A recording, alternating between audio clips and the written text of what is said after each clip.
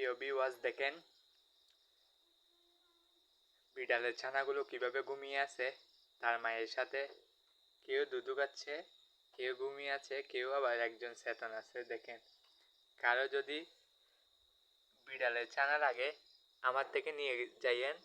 আমার কাছে একটা দুইটা তিনটা বিড়ালের ছানা আছে, কারো লাগলে আমার থেকে নিয়ে যাইয়েন। দেখছেন একটা ঢুকে যাচ্ছে বস্তার কোণে, আর একটা দেখেন দুটো দুধ খাচ্ছে।